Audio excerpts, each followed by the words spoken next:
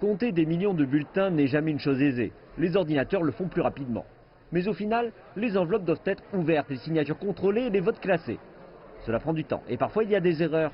C'est un processus pénible qui se déroule en Géorgie sous l'œil des observateurs et de nos caméras. Quelques jours plus tard, le secrétaire de l'État de la Géorgie s'est exprimé. Avec une marge si étroite, il faudra recompter entièrement à la main dans chaque comté.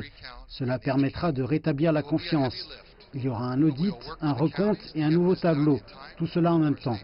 Ce sera un lourd fardeau, mais nous allons travailler avec les États pour que cela soit fait dans les temps pour notre certification d'État. Et cela coûtera des millions de dollars, mais selon la loi de la Géorgie, l'État devra payer pour cela. Laissez-moi être parfaitement clair sur ce point. S'il s'agissait de 14 000 votes dans l'autre sens, nous ferions également la même chose. D'autres États opèrent différemment. Dans le Wisconsin, le candidat perdant peut demander un recompte si la marge est inférieure à 1%. Mais il doit payer pour cela si cela dépasse plus d'un quart de pourcentage. En 2016, le parti écologiste de Jill Stein a payé 3,5 millions de dollars pour un recomptage ici.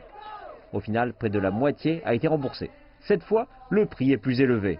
Je crois qu'il est important de noter, en regardant cela, que beaucoup de choses ont changé, surtout en raison du Covid, avec le besoin d'espaces plus larges pour s'assurer que nous pouvons accueillir le personnel du recomptage ainsi que les observateurs en toute sécurité, ce qui est un facteur majeur. Mais est-ce que cela en vaut la peine? Le montant moyen par lequel un recomptage dans un État peut être fait est d'une centaine de voix. Le Wisconsin compte pour à peu près 20 000 bulletins victorieux pour Joe Biden. Et il est presque impossible qu'un recomptage change les résultats avec une telle marge. Ces dernières années, plusieurs comités législatifs au sein des États ont présenté des projets de loi visant à limiter les recomptages, créant une pression sur les ressources publiques, en particulier lorsque des courses à la baisse comme les concours d'État et locaux sont également contestés. Et tant les comités nationaux républicains que démocrates disposent chacun de comptes de collecte de fonds distincts pour couvrir les actions en justice et les recomptages. La limite pour un don individuel est légèrement supérieure à 100 000 $. C'est presque 40 fois ce qu'une personne peut donner lors d'une campagne présidentielle.